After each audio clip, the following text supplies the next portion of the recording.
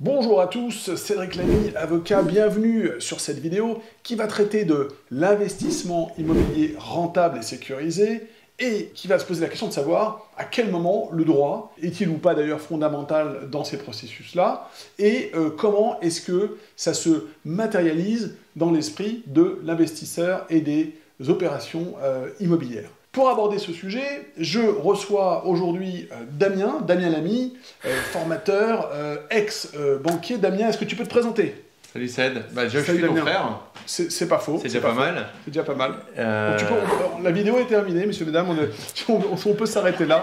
Bon, Damien, blague à part. Donc moi je suis investisseur entrepreneur. J'ai passé plus de 14 ans à l'intérieur du système bancaire en France, à l'étranger. Et j'ai créé ensuite un centre de formation professionnelle pour accompagner les investisseurs immobiliers et les créateurs d'entreprises pas à pas dans leur démarche pour créer une vraie méthode, un vrai système. Tout simplement, mon dada, c'est créer un système au service de sa vie pour pouvoir kiffer la vie et pas se dire non, je dois aller travailler, mais se dire waouh, je vais travailler. Bon, alors ça, c'est tout un programme. Et alors, et d'ailleurs, moi, tu sais, nous, avocats, et là après, je vais te laisser parler, tu vas pouvoir tout nous dire. Moi, j'aimerais bien être une petite souris parfois pour savoir quels sont les éléments psychologiques, pratiques, théoriques, déclencheurs qui font qu'on vient nous voir. Parce que finalement, nous, quand on vient nous voir, on a besoin de nous à un moment d'un processus d'acquisition, d'un processus d'investissement, de sécurisation. Mais finalement, est-ce que tu pourrais nous dire, dans tes processus d'investissement, de transaction, à quel moment le droit, tu le vois le plus intervenir et comment vous gérez ça?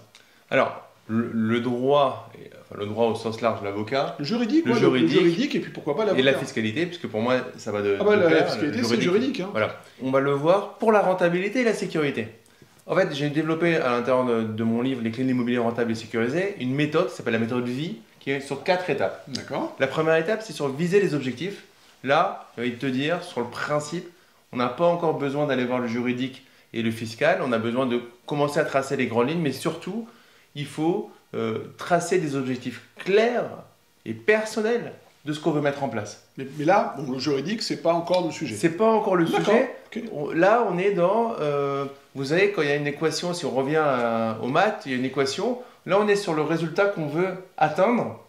Et du coup, à partir du résultat qu'on veut atteindre, alors, on va mettre en place l'équation. Exemple. Un exemple simple. Si vous gagnez 2 000 € par mois et qu'il vous reste 30 ans à travailler avant la retraite, tous les jours, vous allez travailler et en fait, vous n'aimez pas votre travail, vous avez une boule au ventre et vous dites « mais je suis obligé d'aller travailler parce que il faut bien que je fasse bouillir la… » Ah, tu m'angoisses, vas-y, tu m'angoisses. Mais c'est le… Après, il faut passer à des sujets plus gais. Hein, D'accord. Et en fait, 2 000 € par mois, sur 30 ans, vous allez voir que c'est une certaine somme d'argent. C'est environ 600… ça va être entre 600 et 700 000 €. Je comprends le principe, d'accord. Et si vous redivisez ça en nombre, en besoin de financement par jour, vous allez arriver à une cinquantaine d'euros par jour. D'accord. Et en fait, du coup, votre objectif, ça va être de générer 50 € par jour pour pouvoir être libre financièrement sur les 30 prochaines années. J'ai compris. Donc vraiment la définition des objectifs. Quoi. La définition des objectifs en des fois retournant la situation. Alors, avoir une vision un peu différente, un peu 360 d'une situation. Alors c'est très intéressant ce que tu me dis, que le droit n'intervient pas, parce que en fait, nous en tant qu'avocat, c'est hyper intéressant de savoir quand il intervient, quand il n'intervient pas. Donc moi, si on vient me voir à ce stade-là, j'aurais pas encore grand-chose à faire à ce stade de fixation des objectifs. Je dirais bon, fixez vos objectifs, voyez des gens compétents pour vous accompagner là-dessus, mais moi, j'ai rien à sécuriser à ce stade. Tout à fait, c'est un peu la même chose, quelqu'un qui vient te voir, qui n'a pas encore monté sa société, qui est encore salarié de sa boîte, et qui te dit Cédric, quel statut je dois prendre pour ma société que je veux créer dans 6 mois. Bon. Excellent, j'ai compris. C'est pas encore l'objet. D'abord, c'est quoi ton projet? Ok. C'est ça. That's it. Ok. Donc une fois qu'on a créé des objectifs, on va mettre en place des différentes stratégies qui peuvent être par exemple de créer une société pour investir dans son premier immeuble de rapport. D'accord. Là, enfin, investir dans son premier immeuble de rapport et du coup vient se poser la question de créer une société en nom propre, etc. Question, c'est quoi un immeuble de rapport? Exactement, tu sais très bien que c'est une question qu'on se pose. Vous allez acheter un lot d'appartements d'un coup, c'est-à-dire vous allez acheter tout un immeuble. Alors si vous habitez à Paris et vous n'êtes pas familier avec ces mots, vous dites oh là là, mais c'est impossible, immeuble de rapport, c'est 3 millions, 4 millions, 10 millions, non. Oui, t'es gentil. Minimum, c'est un immeuble, voilà. En fait, vous avez des immeubles de rapport qui peuvent être à même 100 000 €, 150 000 €, 200 000 €. Il faut qu'on se parle après cette vidéo, mon cher Damien. Il faut qu'on se parle absolument après cette vidéo. Je veux agir. Avec plaisir. Okay. Et du coup, l'idéal, c'est d'acheter un immeuble de rapport. Dites-vous que c'est acheter plusieurs appartements d'un coup. Donc, c'est C'est Monopoly, quoi, en fait. Alors, c'est pas forcément un Monopoly parce que ça peut être rentable ou pas rentable parce que vous avez aussi des responsabilités. D'accord. Imaginons que vous n'avez pas vu qu'il fallait changer une toiture. Vous achetez et derrière, vous n'allez pas appeler le syndic. Combien j'ai de tantièmes pour changer la toiture? Non, la toiture, elle est 100% pour vous. Donc, encore une fois, c'est un immeuble de rapport. On a toute la responsabilité, on a tout le gain. Donc, on doit rentabiliser et sécuriser. On va avoir quelque chose qui peut être rentable selon les objectifs et il faut sécuriser. Donc, savoir comment l'acheter. Vous voulez acheter un immeuble de rapport. Derrière, vous allez vous dire, donc vous avez commencé à trouver, ou même vous avez trouvé votre immeuble et là commence la question. Sur quel statut? Et là, l'avocat va rentrer avec l'expert comptable selon les compétences de chacun, va rentrer dans la définition de dans son projet. Dans l'équation, il y a des paramètres. Il y a un paramètre fiscalité juridique. Qu'est-ce qui va me permettre de limiter ma base taxable tout en atteignant mon objectif? Et puis, il y a pas que... puis, quelle est la bonne structure? Pourquoi pas aussi? Quelle est la bonne structure? Est-ce que je vais être à l'IS, à l'IR Tout à fait. Ça, c'est cette équation-là. Cette équation du couple avocat-expert comptable que je mets plus du côté d'avocat parce qu'il va falloir sécuriser les statuts. D'accord. Là, on va commencer à travailler ensemble. D'accord. Alors, c'est la même chose quand on va créer sa société, puisque quand on est investisseur entrepreneur, on va créer des sociétés civiles immobilières, mais on va créer aussi des activités commerciales. C'est la même chose quand on a commencé à valider un business plan, valider une opportunité. Là, on va voir quel statut est le meilleur pour soi, etc. D'accord. Si vous êtes en train de faire un départ de votre travail avec une possibilité d'avoir des allocations de retour à l'emploi, etc. Là, vous allez avoir l'avocat, voire l'expert comptable qui va venir vous aider.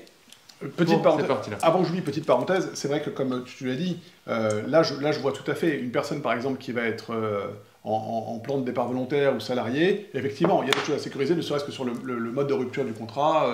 C'est ça. D'accord, ok. Donc là, vous avez vos objectifs et ensuite vous avez un itinéraire. Dans l'itinéraire, il y a certaines étapes où vous allez voir votre ami avocat. Donc ça, c'est le véhicule. Ensuite, est-ce que pour le financement, on pense à l'avocat ou pas? Pour le financement, tu parles pour le dossier de financement? Pour toute la partie financement dans son ensemble, pas que le dossier. Non, je crois que pour moi, il n'y a pas forcément besoin de l'avocat pour la partie financement. D'accord. Ce qui est immobilier, ce qui serait rachat de société, là, il pourrait y avoir un besoin d'avocat par rapport à des cessations de parts, des valorisations, etc.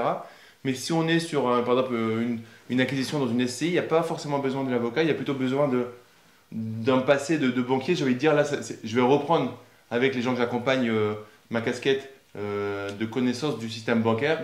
Et en fait, ils vont mettre en place chez moi des copier-coller de ce qu'on met en place, que tout le monde met en place les mêmes procédures avec les mêmes templates et ça va rouler assez bien. Donc, j'ai l'objectif que je fais, là, c'est pas du droit finalement. Ensuite, je choisis le véhicule, là, point d'intersection, le droit intervient. C'est ça. Je choisis mon véhicule, je commence à ma constitution. Ensuite, l'étape du financement, là, c'est comme tu dis, avec des experts du domaine bancaire, financier. J'ai mon financement. Est-ce que là, tu as de nouveaux espaces communs avec le droit? Il peut y avoir à ce moment-là certains espaces. Si vous avez bonne relation avec votre avocat, en fait, le but, c'est de se créer un réseau. Donc, c'est pour ça qu'on peut tout faire tout seul, on peut tout faire en ligne, mais avoir un avocat que vous allez pouvoir appeler et qui ne va pas forcément vous facturer l'appel parce qu'en fait, vous êtes dans une relation sur le temps avec lui. Et là, vous avez des travaux à mettre en place et vous n'êtes pas sûr de la société. Vous avez le choix entre deux sociétés. Vous savez comment ça se passe dans les travaux? Vous avez une société qui est 4 fois moins chère, une société qui est 2 fois plus chère que tout le monde. Vous avez 3 sociétés qui sont au milieu. C'est toujours comme ça dans les travaux. Il y a toujours une qui essaie de ramasser la mise et qui va être beaucoup moins chère. Donc, grosse méfiance dans les travaux à quelqu'un qui est beaucoup moins cher et quelqu'un qui est souvent beaucoup plus cher parce que il est fâché en ce moment et du coup il se permet de le faire. Il a beaucoup de chantiers donc il s'en manque de ne pas avoir votre chantier. Et il y en a qui sont au milieu.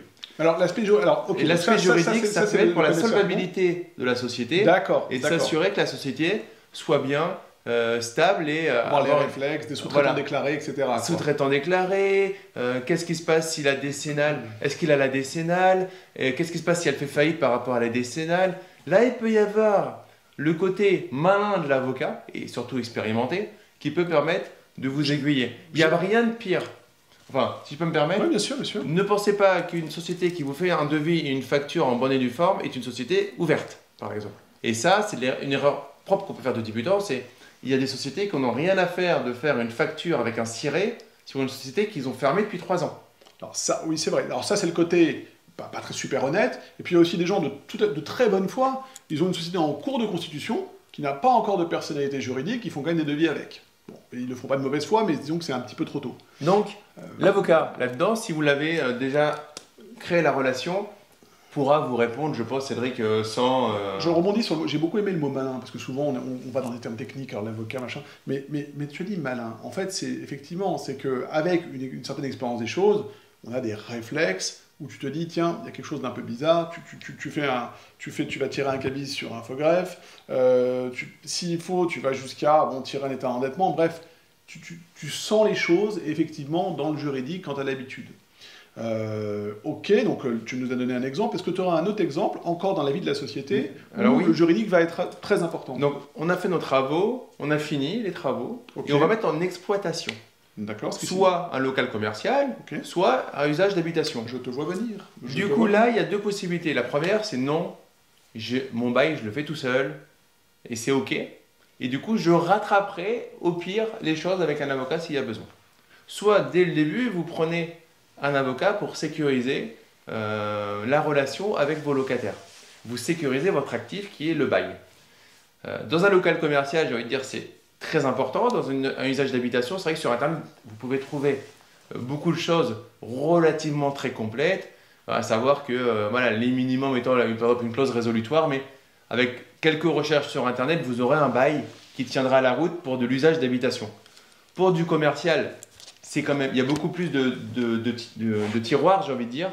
Mais là, en tout cas, c'est un moment où ça peut être pertinent de retourner voir son avocat sans être subi, sans que la relation soit subie. Vous allez voir votre avocat et vous dites, est-ce que vous pouvez me rédiger, cher maître, un premier bail, habitation commerciale. Et là, il y a un autre point d'étape de relation avec la banque pour nous, investisseurs immobiliers.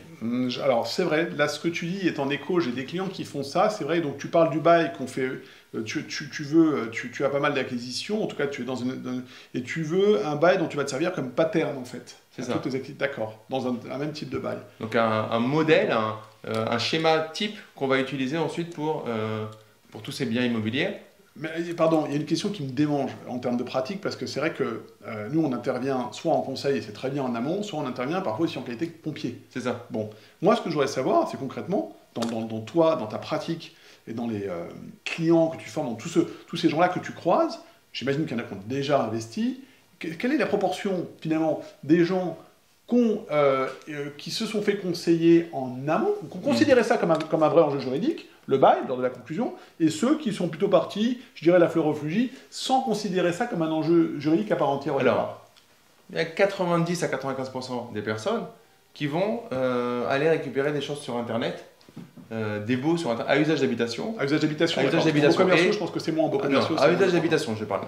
Et je ne suis pas contre, parce que dès le moment où il y a une ou deux clauses, dont la clause résolutoire qui...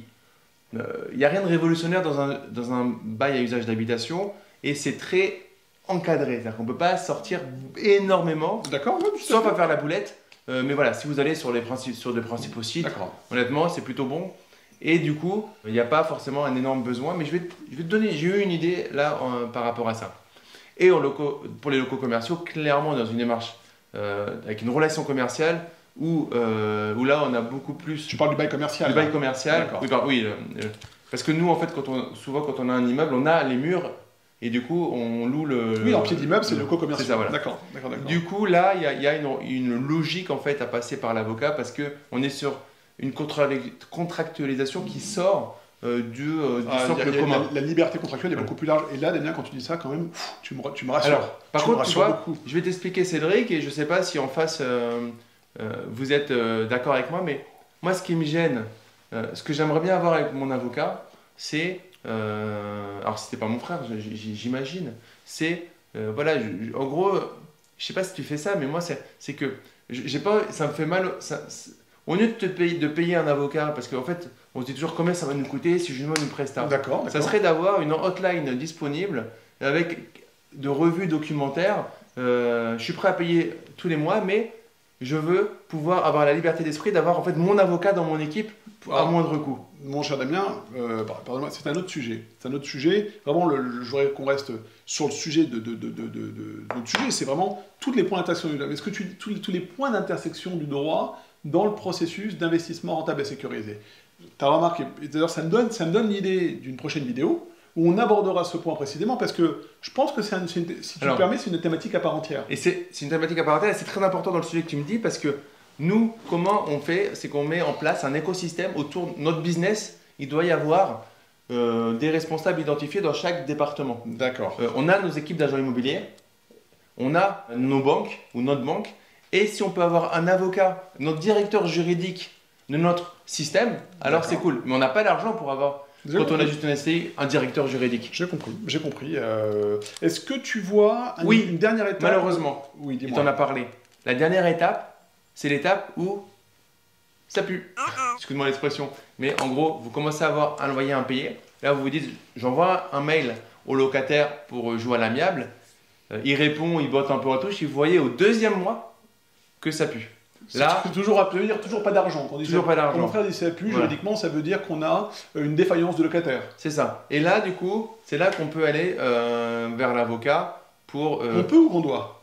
Alors, qu'on peut ou qu'on doit. C'est-à-dire que pour moi, une première lettre de mise en demeure pour essayer d'aller sur de l'amiable, moi, les gens de mes programmes, on a tout ce qu'il faut dans le programme pour lancer cette première mise à demeure à l'amiable, sachant que il y a des contraintes d'aller voir l'avocat. Hein. C'est que c'est quand ça part du cabinet, l'amiable, pour le locataire, l'amiable est un petit peu plus difficile. Hein. Ça reste de l'amiable. Ça reste de l'amiable. C'est de l'amiable. On envoie toujours une mise en demeure préalable. Hein, mais ce qui est intéressant, pour avoir déjà eu le cas en perso avec toi, c'est que l'avocat, comme il est un peu comme le plombier qui répare des fuites, c'est-à-dire que quand vous appelez votre plombier parce que vous avez une fuite et que vous avez la salle de bain qui est inondée, vous, ça vous fait peur parce que vous avez les pieds dans l'eau.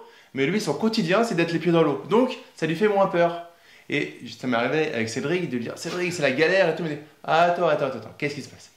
Et bon, ça ne fait pas avancer le schmilblick en soi parce que j'avais pas mes loyers qui rentraient. Mais ça fait relativiser le fait que de toute façon, ce n'est qu'une situation qui peut, dans tous les cas, avoir des solutions plus ou moins longues. Il n'y a pas de magie. Tu n'es pas encore Harry Potter, donc tu n'as pas de baguette magique. Mais il va pouvoir adresser le sujet, ouvrir le sujet. Après, on est en France. Donc, quand on est bailleur, en France, sur du particulier, ça reste un peu la galère quand ça commence à être de l'impayé. Et moi, là-dessus, mieux que l'avocat, je recommande, et ça fait partie du système, l'assurance loyer impayé, payé par le locataire. Et ça, c'est magnifique. Moi, je fais ça. Celui qui n'a pas de garantie, c'est OK, mais il prend. J'ai l'assurance, je connais l'assurance qui n'est pas très chère, il prend l'assurance. Et du coup, au premier mois d'impayé, j'ai plus de problème et ça m'a rien coûté. D'accord. Et ben, c'est très intéressant. C'est très intéressant. Bon, moi, je crois que ça c'est une discussion ici. Vous savez, c'est un peu, c'est une ambiance fraternelle évidemment, mais de discussion. Et finalement, je me dis que le droit intervient aussi à ce niveau-là parce que, comme tu l'as dit, si on observe la situation, effectivement, on va aussi mettre en place une stratégie qui va permettre d'obtenir une régularisation des situations. Alors, la régularisation, ça va être l'obtention d'un plan d'échéancier avec le locataire, on va faire rentrer les loyers, et où on va devoir aller en justice pour récupérer son bien s'il n'y a plus de loyer qui rentre, si la personne ne le paye plus. Quoi. Voilà, dites-vous que, au final, le nombre d'impayés réels, il y a un nombre d'impayés qui existe, mais le nombre d'impayés réels qui a un impact énorme sur votre rentabilité, il n'est pas si gros que ça, parce que dans les impayés, et j'en ai eu, dans les impayés, la plupart, c'est des personnes qui vous laissent une petite ardoise, mais surtout qui vont partir. C'est-à-dire qu'ils vont partir en vous laissant une petite ardoise. C'est plus rare, mais ça arrive, qu'il y en ait qui partent pas et qui se mettent à pas payer dans une stratégie malveillante de vous arnaquer. La plupart des gens qui ne payent pas, ils ont un aléa global qui fait qu'ils vont essayer malgré tout, dans une discussion, d'écourter la situation, de partir. Vous payerez, ils ne vous payeront pas. Et j'ai déjà échangé avec Cédric. Ça me rend malade parce que malheureusement, vu la procédure, vu les trucs, quand vous avez une ardoise de 600 €, ça vaut mieux se dire que... C'est un choix, mais, si on y va, c'est sur le principe. Voilà, c'est sur le principe et ça va coûter beaucoup plus d'argent à tout le monde. Mais dans la plupart du temps, le plus important, c'est de faire partir la personne. Et là, l'avocat peut bien aider parce que il a ce sang-froid. Nous, c'est notre argent. On est investisseur, on aime l'argent. On aime faire travailler l'argent pour faire de belles choses, mais on aime l'argent. L'avocat, il a ce sang-froid de dire, ok, on va gérer ça sans s'énerver, tranquillement, avec diplomatie. Et souvent, la diplomatie, les amis, c'est pareil de partout. Quand on vous klaxonne de la rue, nous, on habite à Paris, le klaxon, une fois sur deux, on aurait envie de sortir de la voiture et d'aller taper la personne. Moi, non. Mais on sait que ça sert à rien. Oui, alors, Moi non plus, parce que je conduis de moins en moins. Mais je me rappelle, il y a quelque temps... c'est vrai. Mon cher Damien, alors maintenant, voilà, ça a été très clair ce que tu as dit. Alors, la trilogie investissement immobilier, rentabilité et avocat. Et avocat, c'est vraiment la trilogie. Quel est le mot de la fin sur cette fameuse trilogie? Sur cette fameuse trilogie, c'est n'ayez pas peur de mettre en place des choses et faites-vous accompagner des bonnes personnes. Si vous avez peur aujourd'hui d'investir 2000 euros, je dis 2000 euros au hasard, pour vous faire accompagner par un avocat spécialisé et que vous préférez gratter à 500 euros un avocat qui n'est pas spécialisé ou alors un truc en ligne, attendez, c'est pas grave d'être comme ça. Par contre, attendez, c'est que vous n'avez pas le mindset qui va vous permettre de faire de belles choses dans le temps. Parce que, et je prends souvent le même exemple, vous allez aller prendre le devis de l'artisan qui est le moins cher. Vous allez avoir envie à chaque fois d'aller faire un truc qui fait que vous n'avez pas encore compris l'importance que 1 euro en fait, investi aujourd'hui doit vous rapporter 10. Il sera 1 euro, il fait mal à tout le monde, mais est-ce que cet euro va m'apporter 10? C'est très important. Avec la banque, c'est la même chose. Si vous faites avec la banque, si vous faites quelque chose, vous avez une douleur de l'argent pour investir avec le banquier, pour investir avec l'artisan, avec la banque, ça va faire la même chose. Et en fait, vous allez perdre à chaque étape un partenaire et de la crédibilité. Du coup, c'est pas grave, mais formez-vous à l'éducation financière dans un premier temps. Discutez avec des gens qui ont une vision que vous avez envie d'avoir, des gens qui sont comme vous avez envie d'être et demandez-leur comment ils ont fait. Et passez à l'action tout simplement. Damien, mille merci. Est-ce que je peux me permettre de dire que s'il y a des questions, on les pose en commentaire et tu répondras? Avec grand plaisir, en commentaire ici, sur mon site, enfin où ils veulent, j'y répondrai avec grand plaisir. Bon, en espérant que cette présentation de domaines croisés à l'intersection de l'immobilier et du droit vous a plu, je vous dis à tout bientôt et profitez de la vie, profitez de tout en fait.